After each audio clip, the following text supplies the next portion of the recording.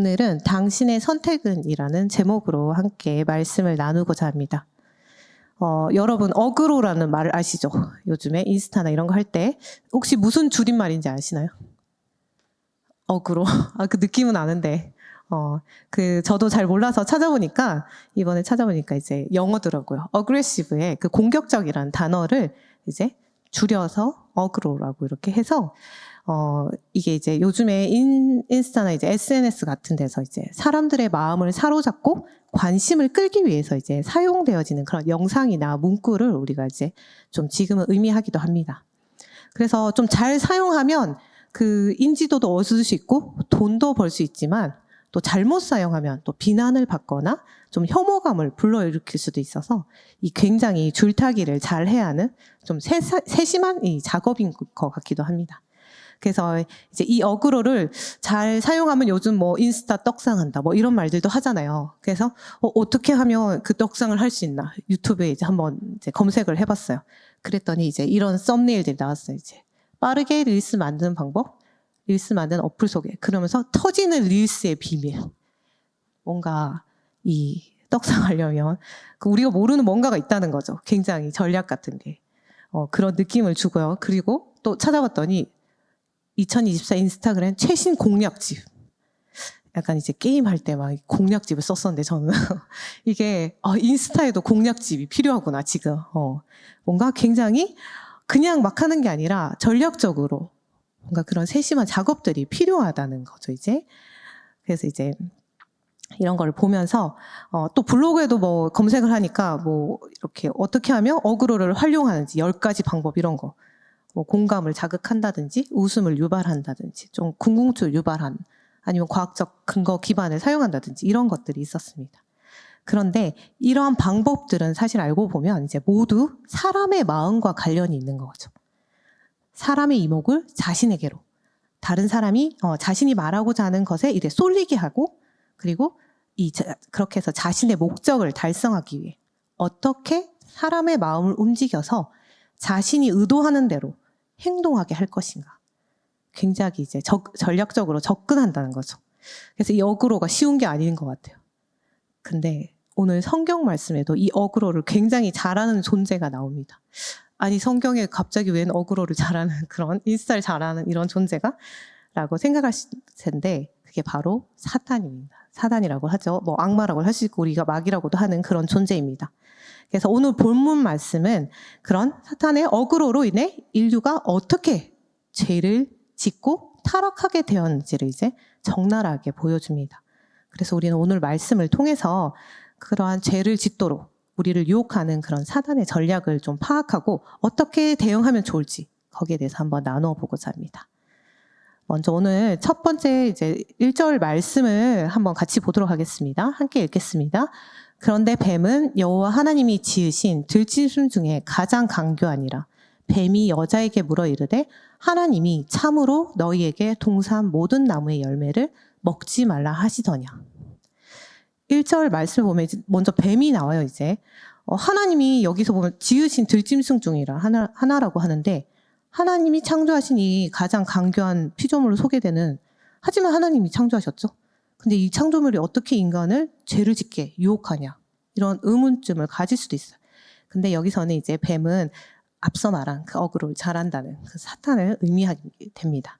그래서 요한계시록 이제 12장 9절에 보면 이제 큰 용이 내쫓기니 옛뱀 곧 마귀라고도 하고 사탄이라고도 하며 온 천하를 꿰는 자라. 이렇게 사탄이 이제 뱀으로도 표현되어 있고요. 요한복음 8장 44절에서도 너희는 너희 아비 마귀에게서 났으니 너희 아비의 욕심대로 너희도 행하고자 하느니라.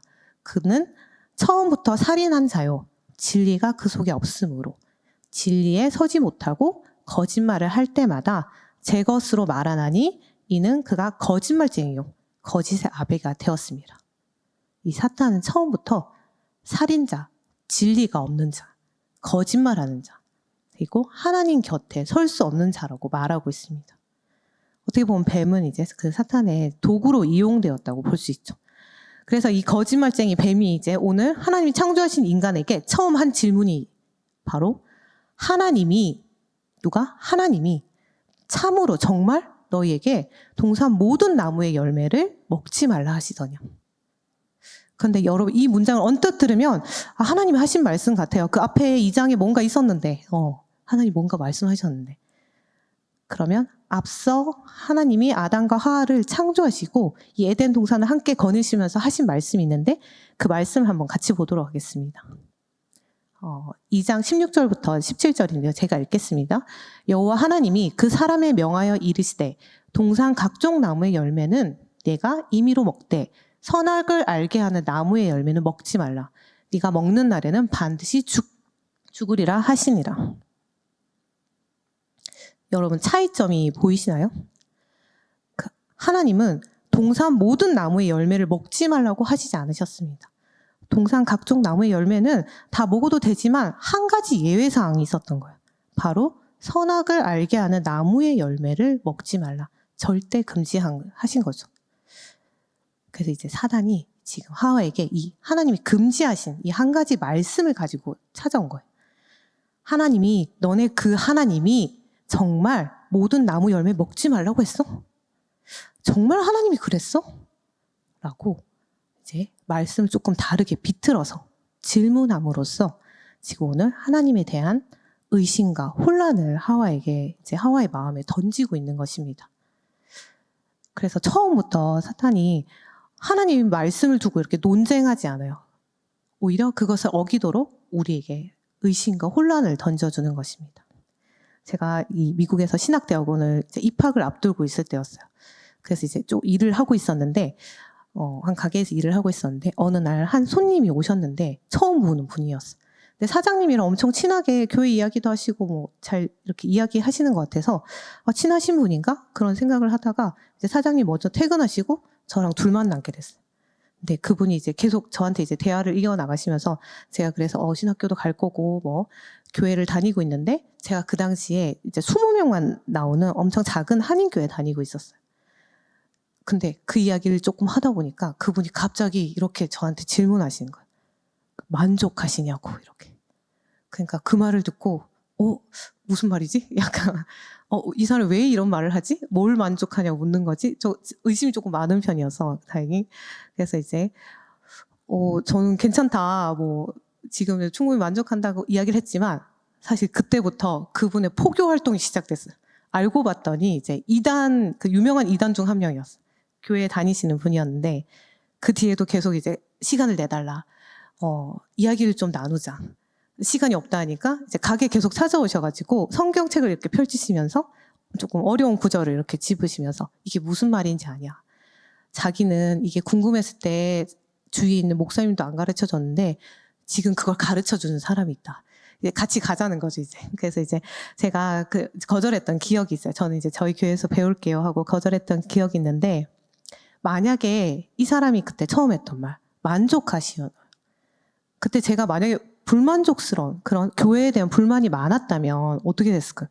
그 사람이 말하지 않아도 제 입으로 먼저 사람도 작고 정말 청년도 한 명도 없고 일만 다 시키고 막 이런 이야기를 쏟아냈겠죠.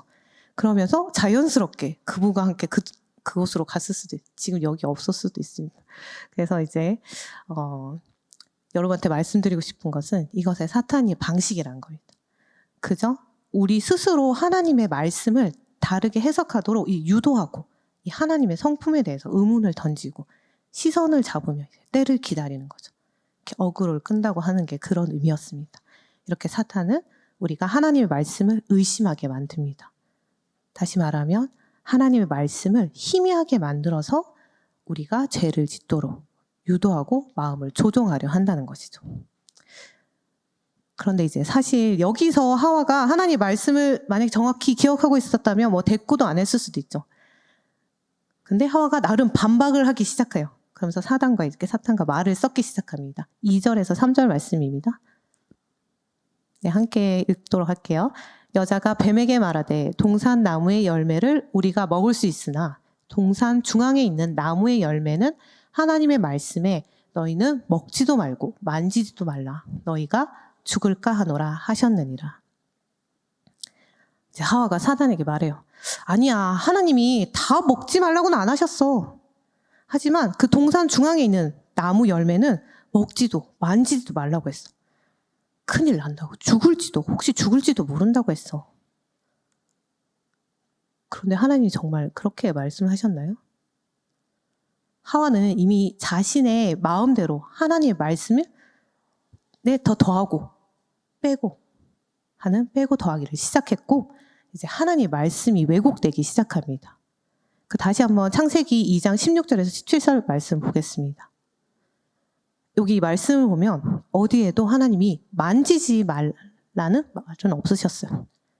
그런데 이제 하와가 그 말을 추가하고, 사실은 정령 진짜 죽어 너 반드시 죽으리라 했는데 혹시 죽을지도 몰라 라며 이 말씀의 절대성을 빼버리게 되는 거죠. 그러니까 이제 사탄이 옳거니 하면서 이제 죄의 그물을 던지기 위해서 이제 마지막 한 방을 날립니다. 이제는 정면으로 하나님의 말씀에 도전하게 됩니다. 4절에서 5절 말씀입니다. 같이 읽겠습니다. 뱀이 여자에게 이르되 너희가 결코 죽지 아니하리라. 너희가 그것을 먹는 날에는 너희 눈이 밝아져 하나님과 같이 되어 선악을 알 줄 하나님이 아심이라. 이제는 막 거짓말을 이제 쏟아내기 시작해요. 맞아, 하와야, 너 그거 먹으면 절대 안 죽어. 하나님이 거짓말하는 거야. 너네가 하나님처럼 될까봐 못 먹게 하는 거야. 그거 먹으면 너네 영원히 살 수도 있고 하나님처럼 뭐든 다 알게 되고 뭐든 다 알 수 있어. 이미 네가 하나님처럼 되니까 너한테 뭐가 가장 좋은 것인지, 뭐가 옳고 그른 건지 너 혼자 스스로 판단해도 돼. 선택하면 돼. 그리고 하나님은 이제 너한테 필요 없어. 하나님 없이도 너 살 수 있어.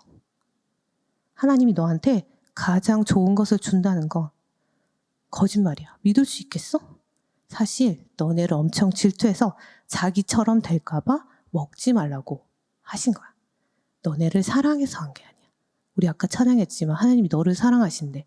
근데 그 말이 사실이 아니라는 것을 하와에게 말하고 있죠. 이렇게 사탄은 우리의 마음에 하나님에 대한 의문과 불신을 심는 것을 넘어서 하와가 뭔가 군침을 흘릴 것만 같은 그런 것들을 엄청 제시하게 되는 거죠. 그런데 그 내용이 하나님의 말씀과는 정반대이라는 것입니다. 그리고 사탄은 언제 이렇게 우리에게 공격하냐면 바로 우리가 하나님의 말씀을 정확하게 알지 못할 때 하와처럼 그때를 노려서 우리를 삼키려 기다리는 것이죠.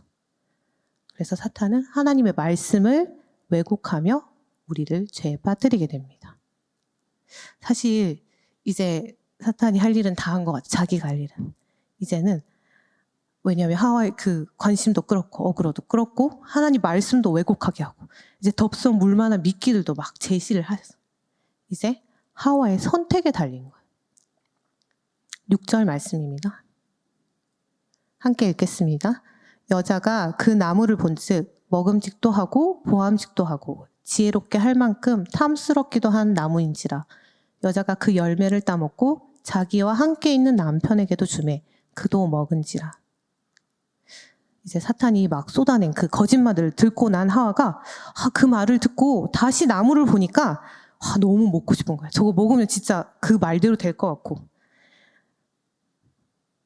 이제 눈으로 봤을 때 또 좋았을 뿐만 아니라 먹으면 뭔가 나를 즐겁게 해줄 것 같고 그리고 마지막으로 지혜롭게 될 만큼 탐스러웠다고 하잖아요. 여기서 탐스럽다는 것은 이 십계명에서 이웃의 것을 탐내지 말라는 것과 같은 의미로 쓰여지고 있어요. 그래서 하와의 그 마음에 이제 자신에게 허락되지 않은 것에 대한 가지고 싶어하는 욕망이라고도 할 수 있죠.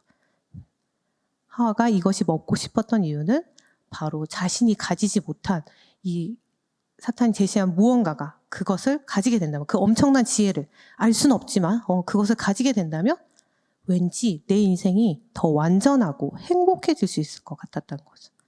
그래서 하와는 하나님의 말씀의 기준이 아닌 자신의 기준으로 판단하기 시작한 겁니다.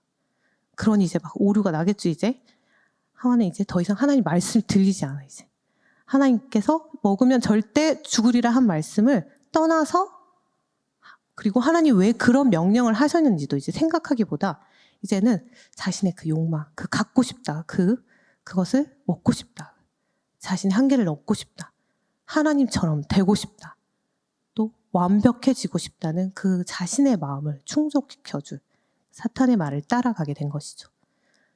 그리고 그 마음이 딱 자기 마음과 부합되자 그 열매를 따먹는 행동으로 나오게 됩니다. 근데 여러분, 이 하와가 그 열매를 따먹는 행동을 하는 게 사탄이 억지로 팔을 막 끌어서 그 열매를 따게 하지 않았습니다.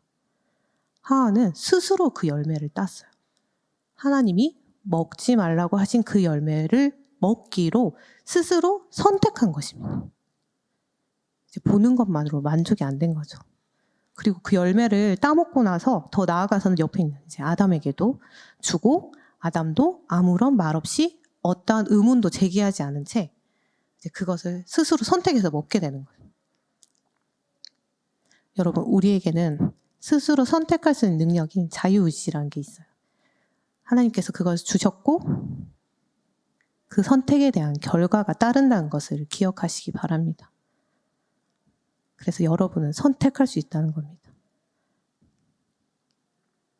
여러분, 근데 나를 하나님처럼 완벽하게 만들어줄 줄 알았던 그 열매를 먹은 아담과 하와의 결과가 무엇이었을까요? 그들은 7절 말씀을 같이 보도록 하겠습니다.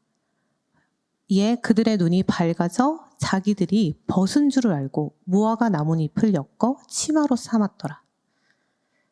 뭔가 나를 하나님처럼 완벽하게 만들어줄 줄 알았던 그 열매를 먹은 아담과 하와는 이제 자신에게 없는 것, 결핍된 것들, 더 얻고 완벽해질 줄 알았던 그들은 정반대의 결과가 일어난 거죠.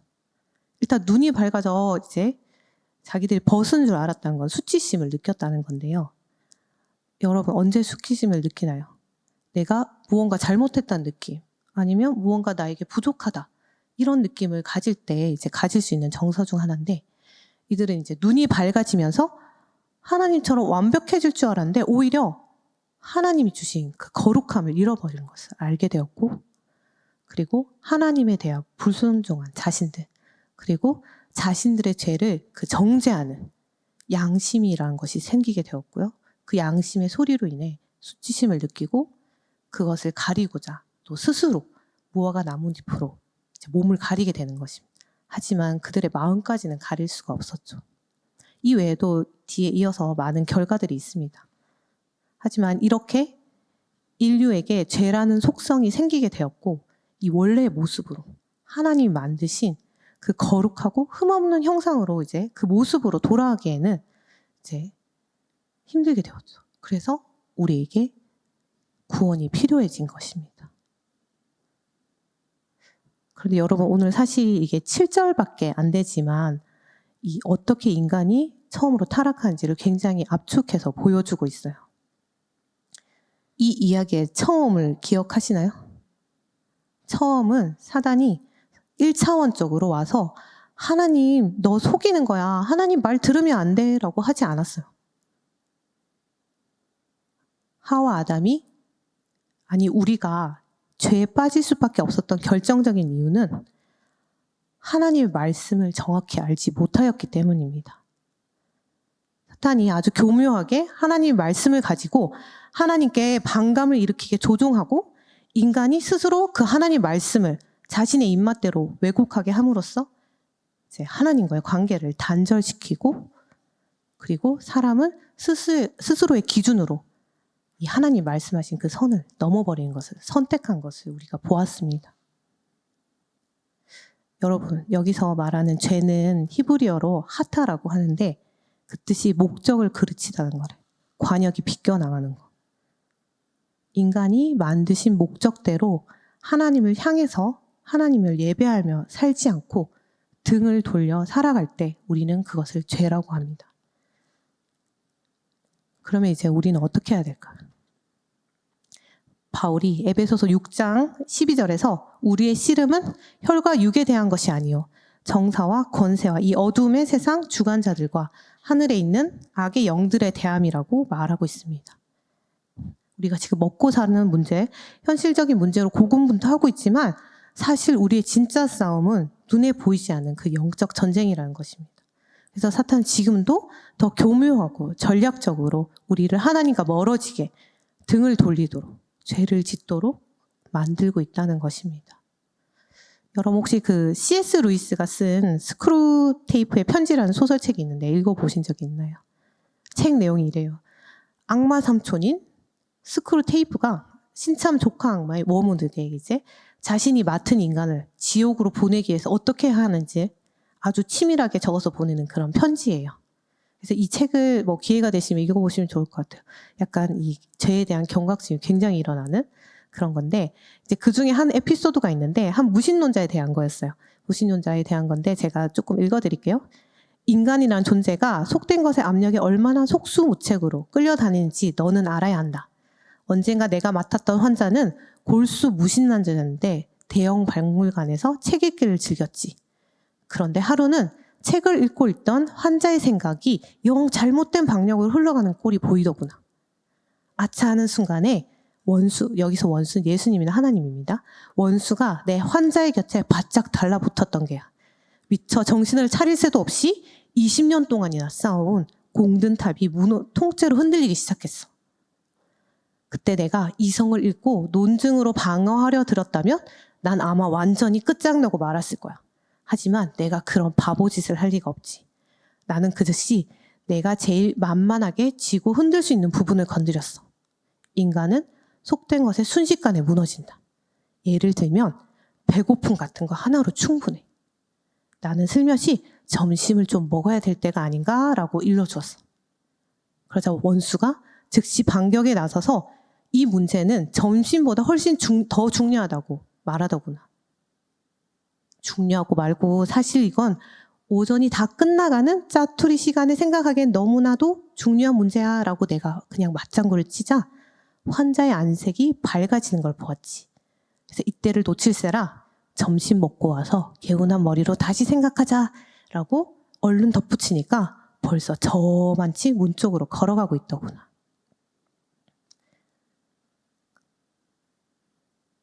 여러분 마태복음 6장에서는 그러므로 염려하여 이르기를 무엇을 먹을까, 무엇을 마실까, 무엇을 입을까 걱정하지 말라. 이는 다 이방인들이 구하는 것이라 너희 하나님께서 이 모든 것이 너에게 있어야 할 줄을 아시느니라. 너희는 먼저 그의 나라와 그의 일을 구하라. 배고프면 밥을 먹는 게 중요하죠. 우리가 먹고 사는 것도 중요한데 하지만 우리에게 하나님은 하나님을 아는 것보다 더 우선되는 것은 없다는 것. 하지만 오늘 이 소설의 단편적인 부분만 봐도 얼마나 사탄이 우리가 눈치채기 어렵게 교묘하게 우리를 하나님과 멀어지게 하려고 유혹한다는 것을 볼 수 있는 것. 그런데 똑같은 상황이지만 예수님은 좀 다르셨어요. 그때 하와 같은 유혹의 상황에 빠졌지만 마태복음 4장에서 이 예수님이 40일간의 금식을 끝난 후에 이제 마귀가 나타나서 예수님을 유혹하기 시작해요. 근데 분명한 것은 예수님은 이 마귀의 유혹에 하나님의 성경 말씀을 정확히 인용함으로써 그 유혹들을 거부하였다는 것입니다. 그러자 이제 마귀가 떠나가는 모습을 보여주고 있어요. 예수님이 그런 자신의 그런 마귀가 제시한 육적인 욕망이나 그런 세상의 모든 권력을 얻을 수 있다. 그런 것에 마음이 사로잡혔다면, 그런 목소리에 반응했다면, 하지만 반응한 것이 아니라 하나님 말씀에 근거하여 죄를, 유혹을 물리치셨다는 거죠. 그러니 이제 여러분은 어떻게 하실 건가? 오늘의 제목처럼 당신의 선택은 무엇입니까? 하나님의 말씀입니까? 아니면 사탄의 거짓말입니까? 여러분 이 이야기가 여기서 끝나지 않는다는 거 알죠? 이제 성경 읽어보셨으면 이어지는 3장 말씀에서 더 참혹한 죄의 결과를 보여주시고 에덴 동산에서 이제 아담과 하와가 쫓겨나지만 하나님은 그들을 구원할 예수 그리스도를 약속하시고 그들을 이제 짐승의 가죽으로 옷을 만들어 그들의 수치를 가려주십니다. 그리고 이미 그 약속하신 예수님은 오셨어요. 여러분과 저, 우리의 그 죄값을 치르고 인간이 가장 두려워했던 그 죽음도 이기시고 다시 살아나셔서 지금 하나님과 함께 계시며 언젠가 다시 오신다고 하셨습니다. 하지만 그때까지 사탄은 우리를 계속해서 유혹하며 한 명이라도 하나님과 멀어지게 하려 온갖 전략을 다 쓰고 있다는 거죠. 그냥 학교 가고 공부 성적 나쁘지 않게 받고 내가 좋아하는 거 하고 돈 어느 정도 벌고 있고 다 좋아요. 근데 정말 내가 아무 일이 없는 걸까요? 그렇지 않습니다, 여러분. 일주일에 한 번 교회 와서 1시간 예배 드리고 간다고 여러분과 하나님의 관계가 안녕할 것이라, 나는 죄 유혹에서 안전할 것이라고 착각하시면 안 됩니다. 하나님과 반대되는 세상의 가치들, 이런 것들이 우리 안에 많이 있어요. 이거는 오랜 시간 내가 태어나면서부터 교육과 환경 그리고 인간관계들을 통해서 우리 안에 깊숙하게 나도 모르게 무의식 속에 자리 잡은 것들이 많이 있습니다. 그러니 우리가 그런 사탄의 교묘한 유혹에서, 죄의 유혹에서 이런 이기기 위해서는 하나님 말씀이 우리 안에 정확히 심어져야 합니다. 그러니 여러분, 지난주에도 이야기했지만 하나님 말씀을 읽으십시오. 그리고 깊이 생각하면서 공부하셔야 합니다. 그리고 모르는 것은 질문하시고, 이게 뭐 이해가 안 되건 동의가 안 돼도 좋아요. 질문하시기 바랍니다. 그리고 성령님께 깨닫게 해달라고 기도하며 그 말씀 안에 서시기 바랍니다. 이번 한 주 설 연휴이기도 해서 이제 누군가에는 이 기독교인이라는 것이 이제 공격의 대상이 될 수도 있어요. 친척들도 만나고 하면. 하지만 우리가 그런 죄 유혹에서 이길 수 있는 방법은 오직 하나님의 말씀을 정확히 아는 것임을 기억하시며, 이번 한 주도 하나님과 더 가까워지는 그런 선택이 늘어가는 이처럼 사랑하는 세움부 여러분이 되시길 예수님의 이름으로 기도합니다.